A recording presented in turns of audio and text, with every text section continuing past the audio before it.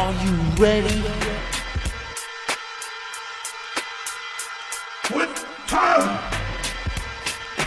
We are the best in the world at what we do. It's the PriMalLow Wrestling Show with Robert Price, Tom Malloy, and your host, Rich Lopez.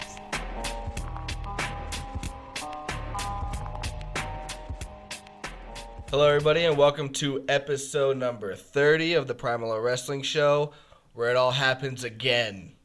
Plus 10. Plus 10. Plus 10. Thank you. Equals 30. Yes, it does equal 30, and that's a reference from WrestleMania 20, but anyway, we're at the end of October, and Hell in the Cell 2015 is in the books, so I'm your host, Rich Lopez, here with my two colleagues, Robert Price and Tom Malloy. Hey. How you doing, guys? So, like I just said, Hell in the Cell is in the book, so we're going to recap that pay-per-view that just took place this past Sunday. It was main evented by Brock Lesnar and Undertaker, and a pretty good main event, probably the best one since Mania, but we'll get into that. We're also going to recap Raw, which is actually pretty good this week for, a shocking surprise. We'll talk about that. And then, as always, our weekly topic discussion. We have two questions this week, and it's regarding blading. A lot of questions regarding Undertaker and Brock Lesnar blading, so we're going to talk about that. And superstars that are liked backstage, mainly covering Cesaro and Luke Harper. We're also going to have a new segment this week on the PriMalLow Show. It's called Level Up. We're going to have 4 WWE superstars. Who goes to the main event level? We'll explain more when that segment happens. Then we're going to finish our show with our self-high five, Undertaker's greatest rivals. Yeah, I figure, 25 years will be culminating at Survivor Series, so we'll just keep it Undertaker themed this week since he had a great Hell in the Cell match. And to go further along with the Hell in the Cell pay-per-view match, we will recap Hell in the Cell after this small, short break.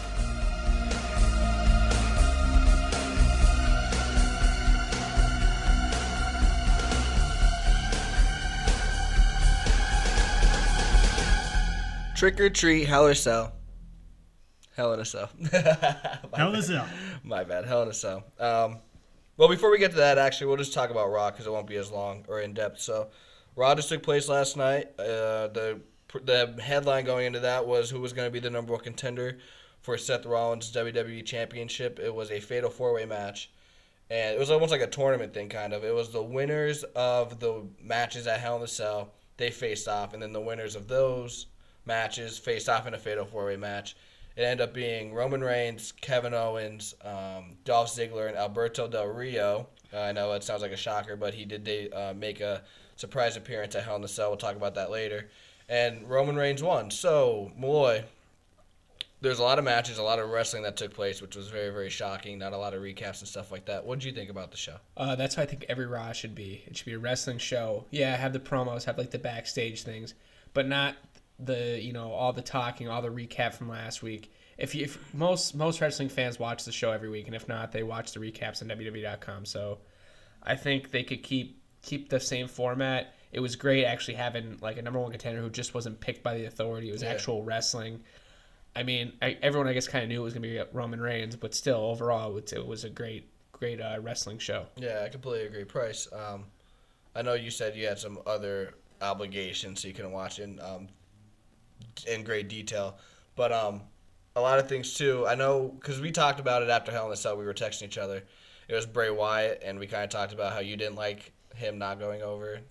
Right. But he did actually explain in detail about how that's why he went after Undertaker, because he didn't think he had enough power to be, to prevail in the WWE right now. So that's why he went after the Undertaker to take his soul. And it was almost like a. It kind of reminded me of like the Ministry. Yeah, when exactly. they used to abduct people. Mm-hmm. Excuse me. So, the show was very, very good. Here's my question for you guys. And actually, I saw Naomi isn't really happy with creative, which I was going to bring up on the show anyway. I was going to get it missing. If we were on video right now, which we're going to try to do in a couple weeks, I was going to get a piece of paper and get like a milk carton and put, "Where's Team Bad?" It's missing from that Divas Revolution, as I'm doing quotations. What's up with that? What's up with that? I think it's up with Tamia. You think so? Yeah, they're trying to shy away from her. Oh, because I didn't think about that. She's on live events.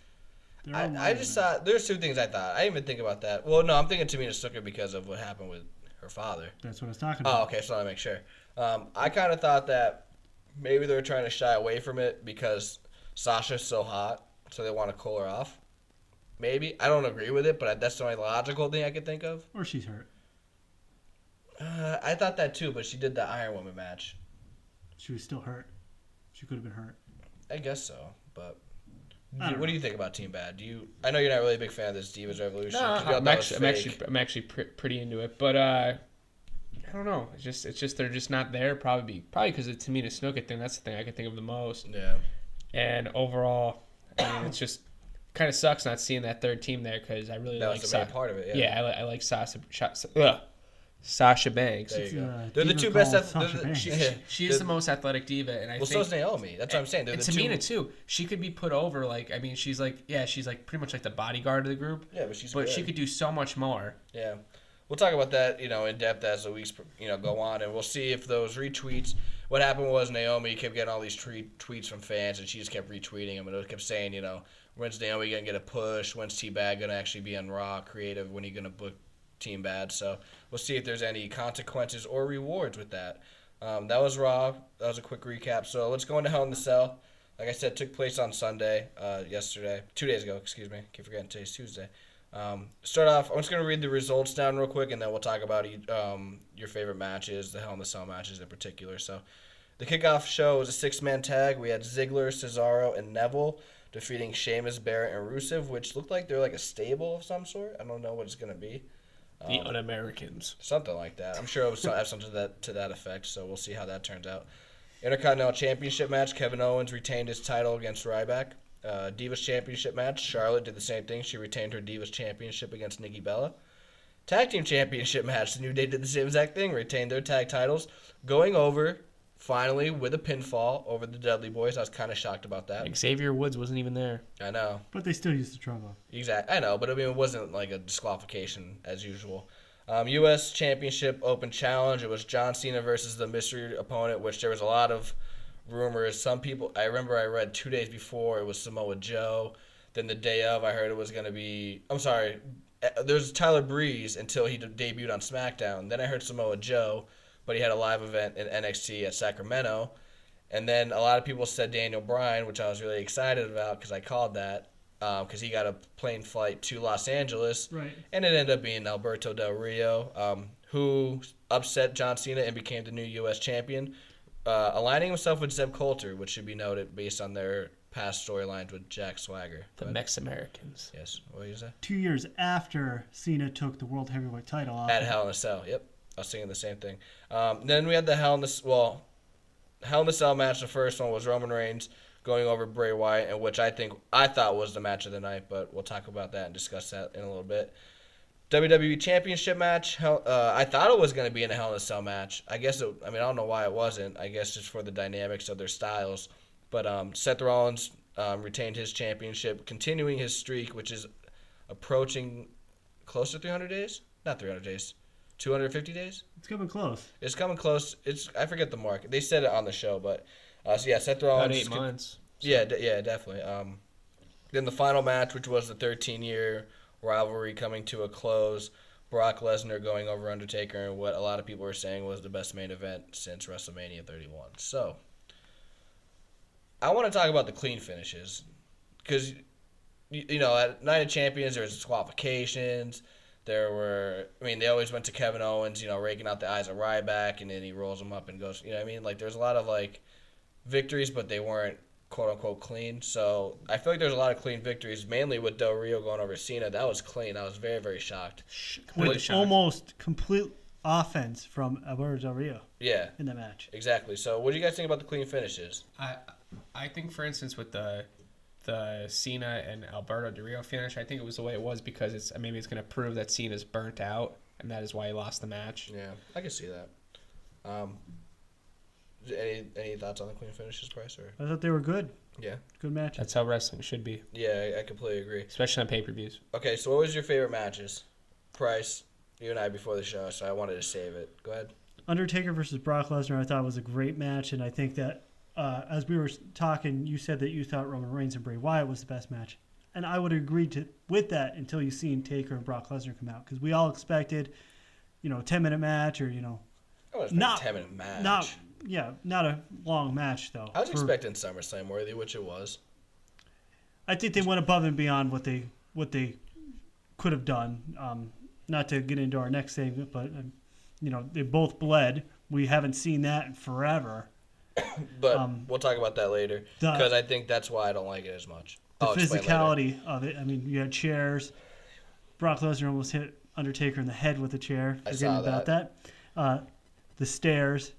And then also the ripping up of the ring. I love that. That was new. I like that. That's the only thing I liked about the whole match, though. But I mean, obviously, I know you're talking about the physicality. But the reason why I think, Molly, before I make my discussion, what do you think?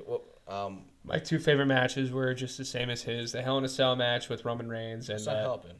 I know, but I know one match though. He's the mediator, I guess. One match I really did like though was the U.S. title match. Did you really like that? I just like the surprise factor was definitely there. Did not know he was coming back. I just think he's boring. Number two, yeah, he's definitely boring, but I think this he is better though. Giving him a new birth, and I think having Zeb Coulter as his manager is going to make things a little different. Yeah, I can see that. Swagger's definitely out of a job, but no, he's there. He's his job. However, that surprise factor was kind of ruined for anybody that was on Twitter. 34 seconds before he came through the curtain, he said, "It's nice to be back in WWE competing." So. Yeah, you said you retweeted it, right? I retweeted it as soon as I seen it. Credibility, baby, credibility. But I definitely understand I like that surprise factor. And then I also. Do you agree with him going over Cena? In the manner that he did.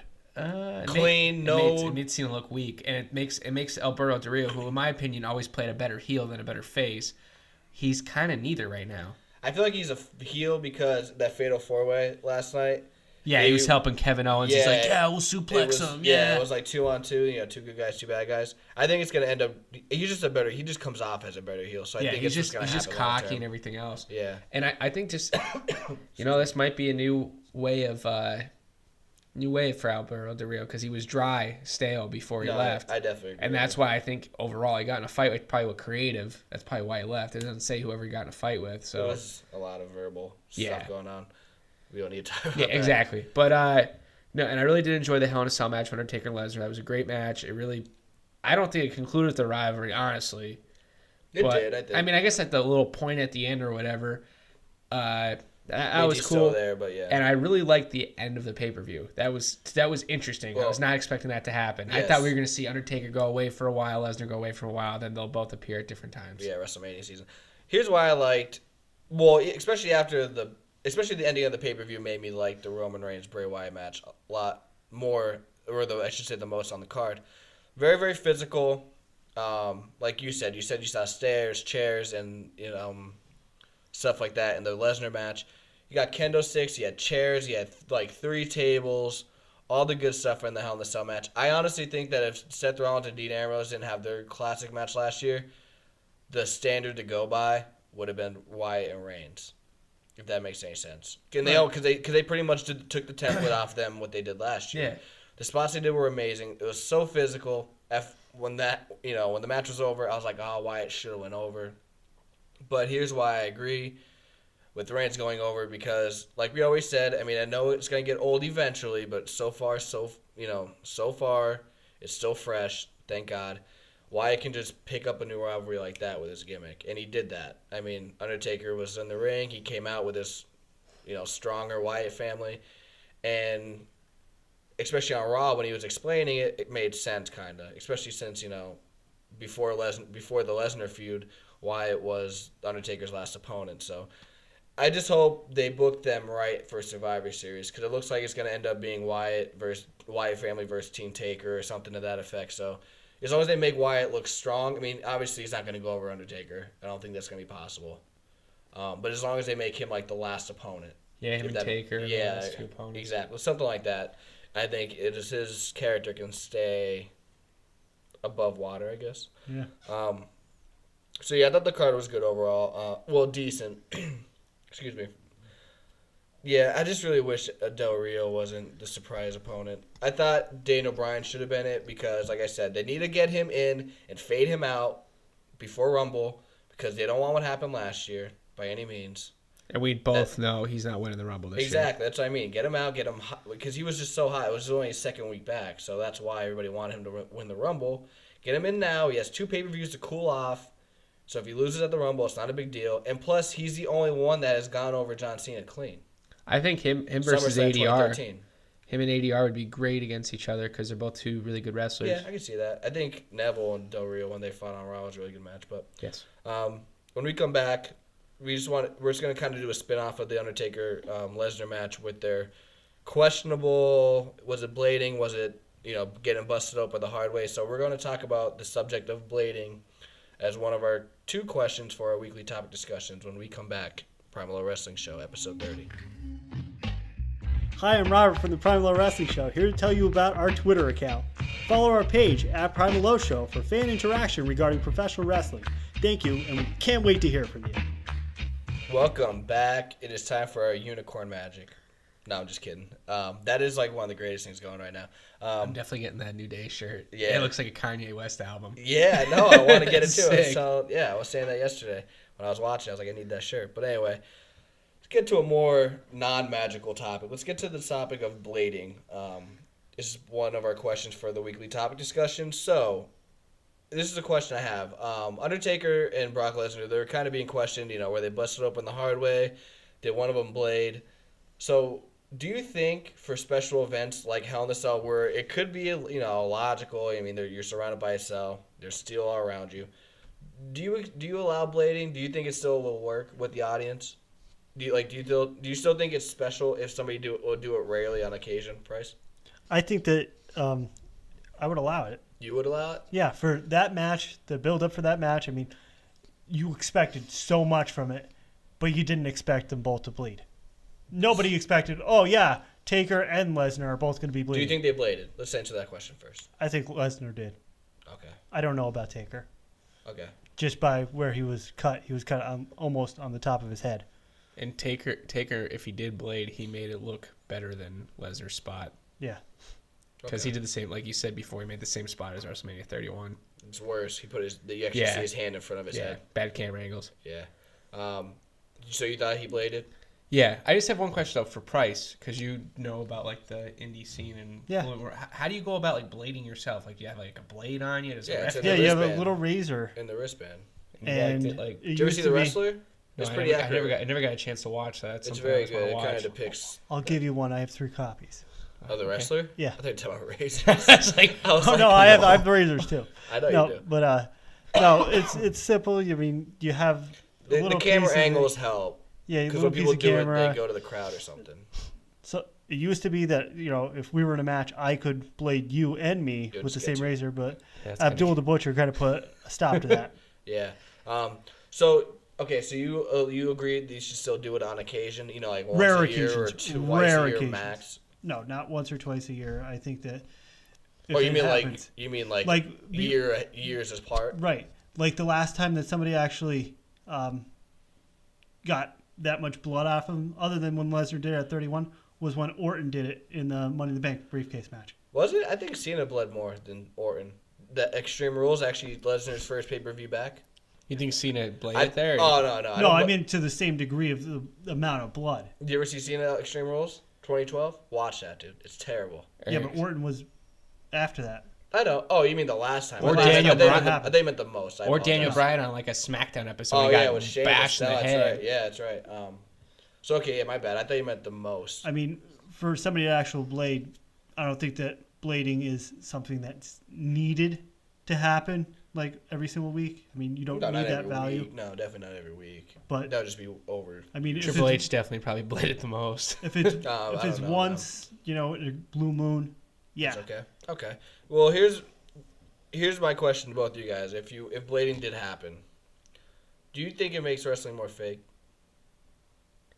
Depends on the camera angles. The reason why I'm saying that is because during the Attitude Era, everybody bled in the Hell in a Cell match. Yes, and Right? Undertaker bled in almost every single Hell in a Cell match he was in. I know, I'm just saying. PG era came, all of a sudden blood stopped. So even if you're a wrestling fan who's, obviously we know it's entertainment. It's not all, it's real, but it's scripted is what I'm saying. So you're going, oh my God, every Hell in a Cell match they bled. Now they're not. All of a sudden, they're bleeding again. Is the cell not that hard? That's what I'm saying. I feel like now it's to the point now if they start bleeding, you're like, oh, they bladed. It's not real. Right. Do you know what I mean? But So do you like that or no? no. No? But we were growing up, and we were from like that Attitude Era, early '90s. So we expected that kind of stuff to happen when you were in the Hell in a Cell. Yeah. So having two guys that were older, who bled every single time that they were in this. Yeah. I kind of think that was that kind of like. I guess if you're a little my kid, you see that, you're like, thing, wow. Yeah, I guess for us, it's like a fantasy thing. And then for the little kids, you're like, oh my God, that must be, hell of a match. Right. So I guess so, yeah. I mean, but I feel like it has to be done in taste. It has to be done right. Right. And That's I think the it was. key. Okay, I kind of agree. I mean, at first I was against you because I was going to say, I think it automatically, especially with Lesnar, because I feel like he's always bleeding in his matches, whether it's a scrape. But he has so much scar tissue on his face. That's what it is, man. It's crazy. I really don't think he bladed his cheek, No, I'm just saying, though. Like, I mean, the one at WrestleMania 31, he's gushing. So you're like, wow, that raises eyebrows. And then this one, gushing, he has get 9 staples on top of his head. So I was just like... And I think two things. I don't know what Lesnar was doing because, like, there was so many cuts on Taker's face. So maybe he should have cut his fingernails. And also... He pushed that trainer. That's what that's what I was about to say. Yeah, man, that's awesome. Everybody kept saying that Kevin Dunn and McMahon were mad about the bleeding on a PG, era, but he's actually mad because McMahon didn't know if it was blading or a bust of the hard way or whatever, and the trainer went in to help him. And the first time he got to Lesnar, he just wiped it off real quick. You could tell Lesnar wasn't comfortable with it because I think he was going to push him off, but he left. Then when he came back the second time, just pushed him out of the ring. Because it was enough. You're taken away from the match when you have some guy there. Just there. Who's Taker has to take his sweet time trying to get up. Yeah. No, Not that I mean like he knew that time anyways, but still. I mean, it takes away from the match. Yeah. It kind of makes it more real though. Yes, it does. Because Lesnar is fighter. Yeah. Well, yeah. That's what they do at the end the of the baddest round. man on the planet. Yeah, you go, so he doesn't need some medical attention. Exactly. So it kind of it's a you can go both Fits ways. his character. Exactly. So if you guys have any thoughts on the blading, you hit us up on social media, Twitter, our handle. I don't want to stutter. Our handle is PriMalLow Show at PriMalLow Show. We're on Facebook. Good word. What are you laughing about? You can never get our Twitter right. No, PriMalLow Show. Well, I don't know if you have to include at or if you just say PriMalLow Show. So I just play both sides. There we go. What I mean? We're also on Facebook. Just search the PriMalLow Wrestling Show. Like it. Share with your friends. We're always down to serve to a larger audience. We're also going to go back on YouTube. We actually have our own page now, PriMalLow Show. It was just on mine at first, but we're going to switch it to our official site. And then SoundCloud is always PriMalLow Wrestling Show. Just episodes are uploaded every week. So let's go back to our second question of the topic discussion. It is super... Go ahead.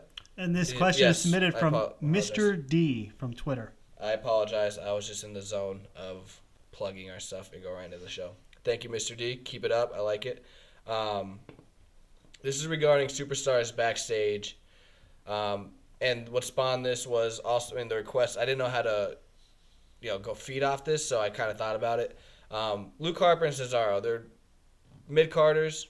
Harper was this last year. Cesaro was this now. That's why I thought about it. Right. They're liked backstage a lot by a lot of people. Cesaro has his Cesaro section. Harper has this fan club, which you saw in the Chris Jericho photo, which completely broke kayfabe to the furthest extent since the two center people in the picture are the two biggest rivals in the company. That's Bray Wyatt and Roman Reigns. But anyway, so here's my question to you. I'll let Malloy start it off. Do you think superstars that are liked backstage, do you think they deserve like a push for being liked so much backstage? Because you figure if so many people like them, they have to have a good character or a good work ethic. I think people won't mind putting them over. Like if Cesaro's cool with Cena, which we've seen on plenty of occasions for the past actually few years. Yeah. I think Cena has some say backstage where he's like, all right, Cesaro's a guy, but I think certain people backstage don't want that because of his nationality and he doesn't speak English as proper as other wrestlers do. Yeah, I'm just saying based on, do you think I think like they should get a push? Yes. Or in consideration? They should be in consideration because if you're liked by your peers and you're a hard worker, it should be given to you. Okay. And Cesaro and Harper both are. Okay, do you think anybody else should? Off the top of your, I know it's off the top of my head, I'd say Ziggler. He could deserve a better push. He's cool with a lot of people backstage. Dean Ambrose, Okay, I'll give you Ambrose. I wasn't going to give you Ziggler. I was going to explain why. And that's just two I can think of. And Kevin Owens too, because he's cool with like all those indie guys kind of all stick together. So. Yeah, exactly. Because there's more indie people coming in the company. Oh my God, so, yeah. I know what you mean. That's all NXT is. Exactly. Price, same question to you. Do you think superstars liked by their peers backstage, are they deserving of a push, and do you think they'll ever get one? Maybe. They're deserving of a push. However, it's not like it was in the late '80s, early '90s. To brush up on Tom's his answer, in the early '90s, it was like Bret Hart. He wouldn't put Ken Shamrock over. You used to have that all the time. I was gonna agree. Wait, you're saying that it is like the '80s? What do you mean? No, it's not. Not anymore. Oh, like you have to know. Like I feel like I know what you're saying. It's more of a management position that says who's going to get pushed. Okay, I completely agree with you. I was ready. All right, I just wanted to clear it up. Okay, and then you had the cliques and stuff, and they were able No to have enough people to kind of overrule the management. Yeah. Now you don't have that. You have the people behind Small the scenes. Groups like 3 or 4 people who ride together, pretty much. But like Kevin Owens, like he said, Harper, Cesaro, anybody that's from the Indies and had to go through those hard times in order to get to, no pun intended, they all came through NXT, but true. These guys rode up and down the road, doing $15, not even getting paid sometimes, just getting food in their stomachs. Yeah, those people should get pushed. I think that the other people like who just walked into wrestling. I think if you think about it too, most of them are getting pushed. Owens has the IC title. Harper doesn't need a title. But he had one. He had the IC Impact. last year. He had the Cesaro had an amazing match on Raw. I mean, and that's going to be a great have rivalry. an amazing match. Once, I think it kind of will go back to how it was, like I said before, once this crop of younger talent or the Indies guys make it to the main event, because like Tom said, and like all three of us said, actually, they all ride together, so they're all going to be this new clique. Yeah, I completely agree. I feel like they're definitely deserving. I just want to go off of what you said. You said Ziggler, Malloy. Tom. Yeah, I should say Malloy. You said Ziggler and Ambrose. Completely agree with Ambrose. A lot of people like him backstage. Most of management likes him. I'm assuming I think they're still saving something big up for him, whether it's a heel turn, which we say every week, but like I told you, it's gonna happen. It's gonna happen because we called it first. Just like ESPN, they rival over quarterbacks. We're gonna rival over the Shield and Wyatt family. So WrestleMania 35, he's gonna turn heel. Already saying it. I'm gonna be 64, and Ambrose is still gonna be turning heel. He's turning heel when he's getting his Hall of Fame speech. Yeah, there you go. But no, because he's definitely well liked backstage. Even when Reigns was getting the push, I mean, everybody kept saying that they're giving it to him. He was liked backstage. Rollins was, Bray Wyatt was. I mean, there's a lot of people that are now getting that push. But the reason why I didn't agree with you on Ziggler is because Ziggler's opened his mouth many times. Via social media and stuff. Exactly. And the way I looked at it was like he was a CM Punk, but he didn't make as much money as CM Punk. And I kind of feel as though that we used the two examples of Harper and Cesaro. Cesaro went off and has said that he should have been in the main event with Sheamus. And I think Harper, I don't know if he's getting punished, but with this whole picture thing, you could probably be getting, hey, you got to... I want to know where I can go to them Harper T-shirts. Just go on Google.com. I'm sure you can get one. Or Google.com. Just go on Google and I'm sure you'll get one. We're all over the place. But yeah, I definitely agree. I think once Cena and Orton...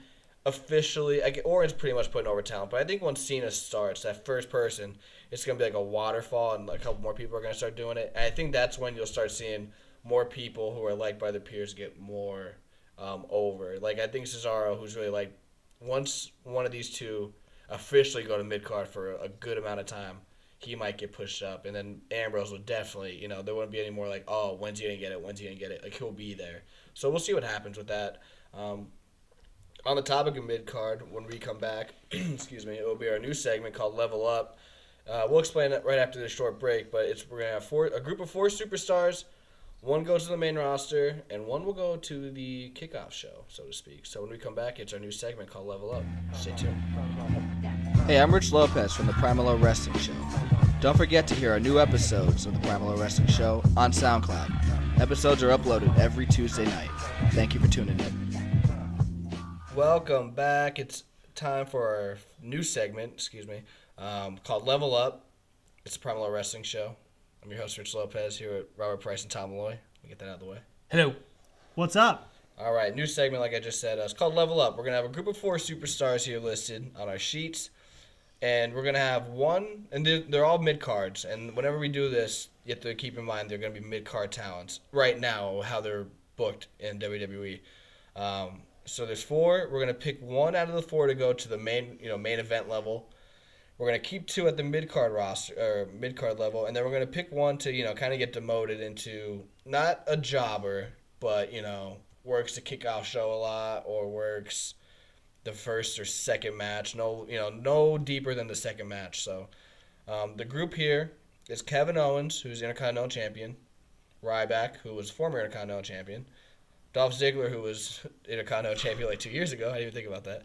And then Neville, who will probably be Intercontinental Champion within the next 2 years. But that's it's kind of hard to, decipher. So, like I said, I'll have Malloy start it off. I know you have a hard time usually with these new segments, hence, i.e. buy or sell. But Thanks. All right, so Kevin Owens, Ryback, Dolph Ziggler, Neville. Let's just go one segment or one by one. Who are you taking from the mid card, putting him up to the main event level? Dolph Ziggler. Dolph Ziggler, why? I don't know. I've been high on him the past couple of weeks. I just think he should be in a better place than he is now in the WWE. Okay. But I get to see him out of these 4 guys. He gave a lot more time into the WWE business. He's done some interesting things, and overall, I like to see him get his shot at the world title. Okay. I mean, you can't argue any of these, so I just want to hear what everybody has to say. So, Price, who are you putting from the mid card to Kevin the Owens. main event roster? Kevin Owens. Why is that? Because I think that he rocked it in the Indies, and now he's going to rock it in the WWE. Okay. Do you think his talking during the match thing is getting old? No. I think it's hilarious. I agree with Tom. It's hilarious, and it's also hilarious when you expect him to do a huge spot. I know. And he just slaps somebody in the head or just walks to the side or something like that. Yeah. Plays a perfect heel. He does. I also have Kevin Owens just because his moveset is amazing. He's actually kind of strong for how non-wrestler like he looks. I'm using quotations because that's what everybody, that's what all the higher ups say, that he doesn't look like a wrestler because he wears a t-shirt, which I think is the dumbest thing ever. I don't know if you ever saw that Kevin Sullivan said that. Yeah, Kevin Sullivan. Yeah, everybody has their opinion, especially old school people have their opinions, but I don't agree with that. What was he called? The Taskmaster? Taskmaster? Yeah, something like that, but. Taskmaster. okay. Yeah. Anyway. That was a horrible gimmick, by the way. It's WCW in the early 90s. Everything was bad. But, until the Monday Night Wars. But anyway, yeah, I have Kevin Owens. He's great on the mic. His merchandise is selling like crazy if you ever want to go that route, because I know that's what a lot of people in creative do based on merchandise sales. So, and then elaborate what you said, perfect heel. So if you get over as a heel, and he still gets pops, dude. It's crazy. He gets pops everywhere because he still has great matches with everyone. Mm-hmm. Like we were talking about before, he was able to do that pop-up powerbomb to Mark Henry. Exactly. So it's cool to see that. All right, so who we're going to keep at the mid-card level. So you have Ziggler, main event level, and then Price and Malloy has Dolph Ziggler, and then Price and I have Kevin Owens at the main event. So let's go to the mid-card. Who's staying at the mid-card level for X amount of time, whatever? Ryback and Kevin Owens. Okay. Why? I think Owens is right where he needs to be right now in his career. He's doing great things with the Intercontinental title. And unfortunately, it's how high I am on Ryback. I don't ever see him breaking through the glass of a main event superstar. I can see him main eventing a few Raws here and there. I don't ever see him main eventing. Not even like a pay-per-view like Payback or Battleground he or won't, something. He won't win. No. Unless Sting or Undertaker or Brock Lesnar have the title. Why would you say that? Because then they wouldn't have the world title on Payback or okay. TLC. Not for a title match. Okay, I got you. All right, Price, what are you having? Who's in the mid-card level that's going to stay? I have Ryback and Neville. Why is that? Ryback because I believe that this is the farthest he's going to be able to go. I agree. Since he's been in the company since 2005. I could see him being in TNA sooner or later. Like 10. Yeah. That was too early. And then he's injury prone, as they'd like to say. I guess so. I guess you could say that. Now, with Adrian Neville, I just think his size is going to be a factor when it comes to him. He's no Rey Mysterio. I don't like Rey Mysterio, though. What? That's You don't like Rey Mysterio?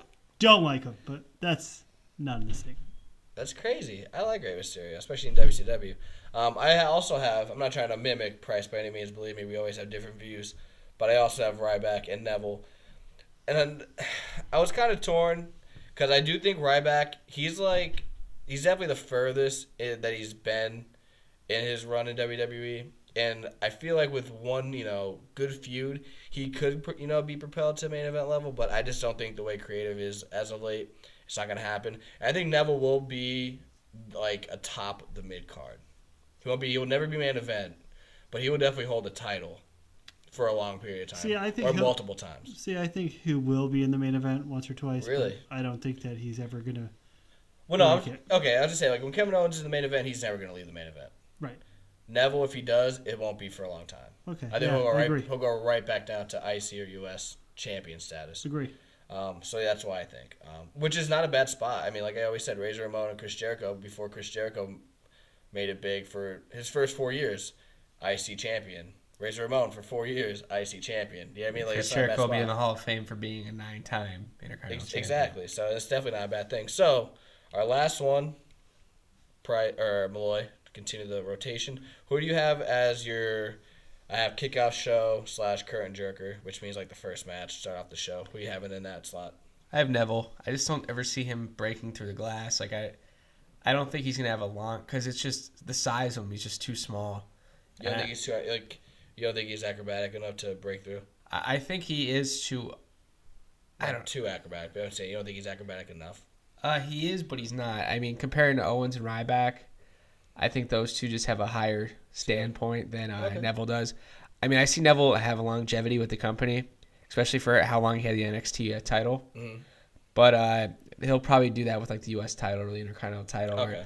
I think what would propel him, since there's a lot of smaller talent coming in, would be a light heavyweight title division. Or cruiserweight. Yeah. Okay, I like that idea. Price, who do you have in that? Dolph Ziggler. Why? Because I just believe for the length of his career, even though he did have some crappy gimmicks, there's a bunch of other people that had crappy gimmicks, and you know what? They made it work. Well, you don't think he makes it work? I don't think he makes it work. I think that he gets into a rivalry, and he's dead weight, as we see. Really? Yeah. You're not a big I fan think he's good inside the ring. Yeah, he's good inside the ring. Okay. But how many other guys are good inside the ring? I mean, this is a top company. That's true. And I think that, like we said before, he shoots his mouth off, and he thinks he's a little bit bigger than he is. And he doesn't do it anymore. He does that, and he's also very. He had how many concussions so far? So I mean, he's a liability if he gets into the main event picture. Okay. I just have Dolph Ziggler because, unfortunately, I just think his time has passed as a main event level. A lot of people thought in 2010 he was going to get a big push. He had that little feud with Edge for the title. He quote unquote won, but it got reversed. So that's his first one, and then he cashed in Money in the Bank in 2013, which everybody thought like he was. If anybody thought in 2010 it was early, he was definitely ready in 2013. Unfortunately, the concussion happened. So I think after that, for me, especially the show-off gimmick, unless he goes heel, it's just wearing off for me. Because you can't be showing off for 5 years and not have a legitimate title reign. If he goes heel and gets it, I could maybe kind of buy it. But I think the only way I'm going to keep him out of the kickoff show curtain jerker slot is if he goes heel and kind of rejuvenates his career. Because like I said, I think any year, especially with all the TV time you get and all the social media, you can't have the same gimmick for like 3 to 4 years without changing. Even Bray Wyatt, for example, he was, the leader or whatever, but they changed to the new face of fear. And even it's something simple as, he's carrying the lantern, but now there's smoke coming out of it and stuff like that. You know what I mean? Like, there's just stuff like that changes. He has horns. Yeah, it's horns. It's stuff like that. It changes, and even something as small as that, for me, it changes my concept. For Ziggler, it's been show off, show off, show off. What are you showing off? He's here to show the world. It's what I mean. But, so if he goes heel, which I think the show-off gimmick is a heel character anyway. Of course, you're showing his off. Twitter handle. Heel Ziggler, yeah. So if he does that, it could work, and I hope it does, because I think he's a better heel than face. He's one of those people like Edge, better heel than face. So, but I think just from the people that you listed here, he kind of gets on the entire roster, out of this whole especially crew, out of this crew, he gets buried and gets lost in. No, he does. But I'm saying if he goes heel, he might not get lost in the shuffle, and that's when maybe I would push him up. Him, Tyler Breeze, and Billy Gunn start a 3-man stable. Tyler Breeze is definitely better than Ziggler. We'll see. I like them both. But I like Tyler Breeze because he's a heel, and I love heel guys. But And he's a workhorse. Well, so is Dolph Ziggler, though. He just needs to. I just think he's just stale right now. It's not his fault as creatives, but I mean, it's kind of his fault too. I guess he's not noticing the change. But You need to make. You started wearing pants. Oh boy. Well, I was thinking the same thing, but then 2 weeks ago he was wearing shorts again. He's not consistent. Exactly. He's not. So I mean, once he makes a full-time commitment, hopefully he goes heel soon.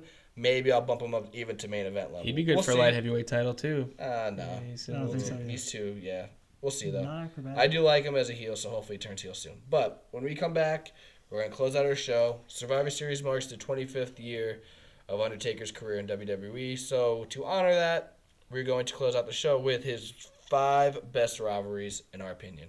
When we come back, we're closing out the show for episode 30. Stay tuned. Hey, I'm Tom Malloy from the PriMalLow Wrestling Show. Do you like Facebook? Do you like wrestling? Like our page. Search the PriMalLow Wrestling Show. Enjoy. It's time to close the show. Oh yeah. It's time to close the show. Oh yeah. It's time to close the show. Oh yeah. Episode 30. Time to 30? close the show. 30? What's up, everybody? Sorry for that, a rhythmic segue, I guess. I guess we're not New Day, but I mean we're something special. We're the next day. I guess so. We're tomorrow. It's time for our closeout segment. As always, it's a self high five.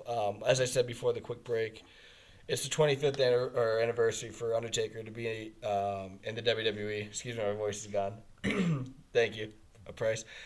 Just to honor that, the 25 years, we're going to celebrate his legacy with his 5 best rivalries, in our opinion. So, Price, you're a big Undertaker fan. Give me your 5 through 1. My number 5 is John Cena because he really launched John Cena coming Completely out of agree that. with you. Coming out of that because Undertaker was the hottest thing.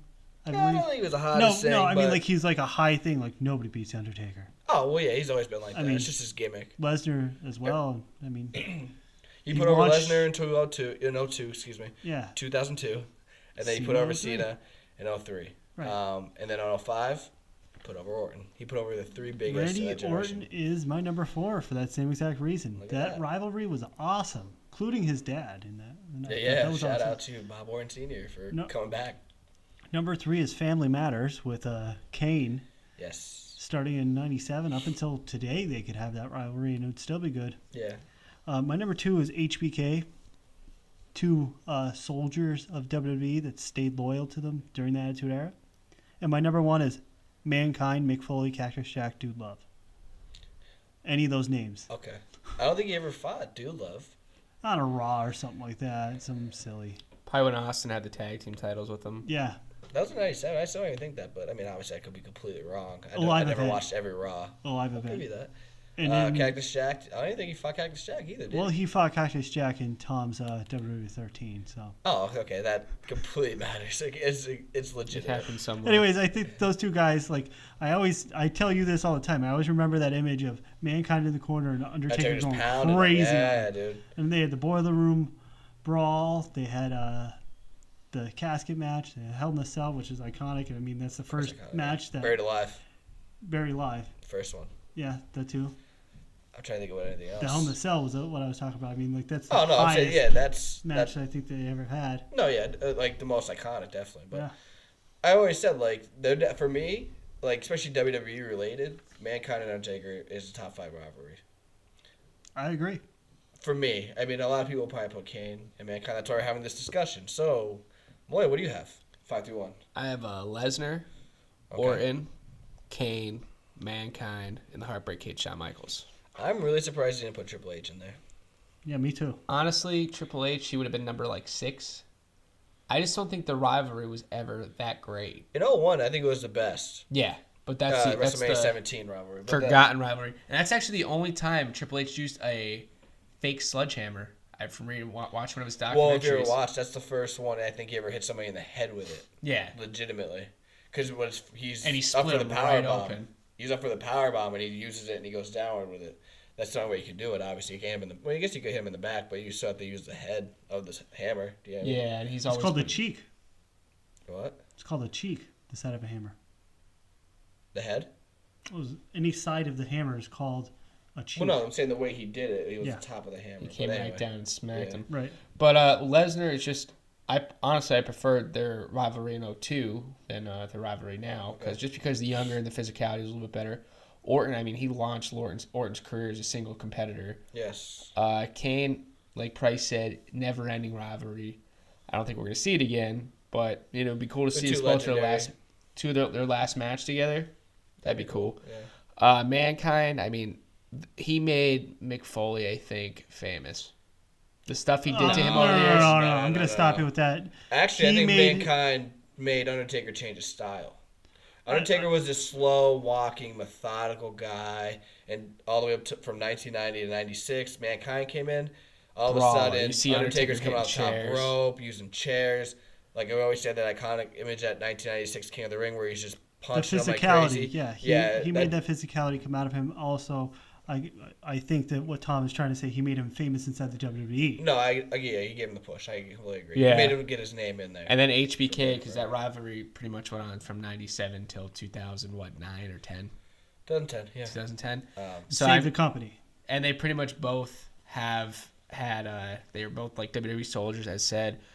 Their matches are unforgettable. I mean, their first ever Hell in a Cell. I mean, they had an amazing casket match. Yeah. The rivalry itself, I mean, 2 back-to-back WrestleManias that were Top 10 stars. 10 stars. Taker, yeah. I mean, you can't beat it. Yeah, I definitely. I mean, when it comes to Undertaker and his rivalries, like, we're not dumb, so we can never argue maybe the placement on some of them, but overall, I mean, it's always going to be a steady list. My number 5, so I definitely agree with you, Malloy, and Price. My number 5, Steve Austin. Number 4, I have Batista. Number 3, I have Shawn Michaels. Number 2, I have Kane. Number 1, I have Mankind. Can you explain those other two? Obviously, let me just do the 3 real quick. Shawn Michaels, my 2 favorite match. I love WrestleMania. I'm a WrestleMania guru. My favorite match of all time is Shawn Michaels and Undertaker at 25. 26 isn't as good, but it's still, I mean, on a scale of WrestleMania, amazing. I'll give it like a 9.8 probably, 9.9. And then the Hell in a Cell match, we had our countdown last week because it was a lead up to Hell in a Cell. That's my favorite Hell in a Cell because it was the first one. And Mick Foley and Undertaker took notes from that. That's how good it was. Number 2, Kane and Undertaker, because of their gimmicks, they're interchangeable. It kind of enhanced a personal side of Undertaker when Kane debuted. You know what I mean? Like their parents died, stuff like that. It was just another element that was added that you never saw before. Another side of him, yeah. And that WrestleMania match was phenomenal, and they had the first ever Inferno match, which was cool for me being only 8 years old. I was they're going to set somebody on fire. Exactly. And then number 1, Mankind. Like I said, it brought that's the first time I ever saw the physical element of Undertaker unleashed to the point where, like, all right, well, he's not moving slow anymore. You know what I mean? He's really physical. He's high flying. Coming through the crowd, jumping over barricades. Their matches were very, very unique. Boiler Room Brawl. I'm trying to think. Buried Alive match. Yeah. Hell in a Cell match, which was just amazing. And that Buried Alive match was the first time that Triple H used his shovel to bury the talent. To bury somebody. But the reason why I have Austin at number 5, actually, I mean, part of me wants to put Austin at number 4, Batista at 5, but I'll keep Austin at 5. Just because it wasn't as long of a rivalry with Batista. Austin, I thought, was the very first one to beat Undertaker clean. In 98 SummerSlam. Yeah. Clean. And that whole year, 98, I mean, Austin's facing off against McMahon, then Undertaker's with him against McMahon, then all of a sudden he changes. That's the first time in a long time that he went from, now I think about it, that is the first time in a long time it went to heel Taker. Yeah. Because he was heel in 91, and then he was a face at the end of 91, and then go heel until late 1998 because of Vince McMahon, and he started the ministry. So and they had a great Buried Alive match too in December, him and Austin at Rock Bottom. Batista, great WrestleMania match, great Extreme Rules match, or Backlash match. It was still Backlash back then. The Last Man Standing match, that was a draw. Yeah, it was a draw. They had a great Steel Cage match at SmackDown. Remember? Both people won. They both won, but Batista kept the title, and then Edge cashed in. Yep. They had a great Hell in a Cell match at Survivor Series, and a great match at Cyber Sunday.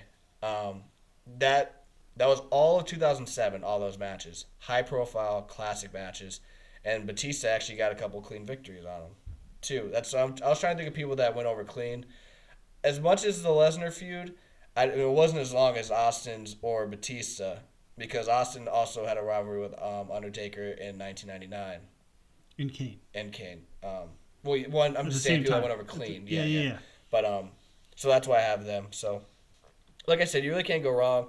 I figured that everybody was gonna have the same 3, and the 5 and 4 were gonna be kind of different for all of us. As bad as I want to put Orton in there, he didn't have as long. I mean, he kind of had a long. I don't want to second guess myself. Oh, I always do that with Orton because he's my favorite. One that we didn't talk about either would be a good match. I think would be McMahon. You can say that, yeah. Be a good rivalry too. Yeah, you can say a lot. We kind of named all of them. Yeah, but, the major ones. Major Come players. on. No. Yokozuna. You could think of that, yeah. Hogan, he got his first title from. Yeah, I mean, like I said, there's a lot. I mean, he's been in the company for 25 years. I mean, I'm sure you can name a lot of rivalries. Giant Gonzalez was the first one that was a physical imposing question mark of like, that was something he couldn't put over though. Well, no, it's impossible. But anyway, just close out the show. We're going a little bit over time. So we are the PriMalLow Wrestling Show. Social media, hit us up. We always love to connect with our fans.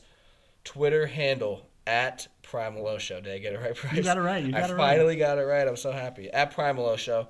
We're also on Facebook. Just go to the search bar, type in the PriMalLow Wrestling Show. Just like it. It would be cool if you shared it too with your crew, because especially if they're wrestling fans, we always like to get our names out there. We're gonna go back on YouTube, so we're gonna have our own thing. It's called PriMalLow Wrestling Show, and then we're also, as always, we're on SoundCloud where we upload our new episodes every week. It's PriMalLow Wrestling Show. So I'm your host, Rich Lopez.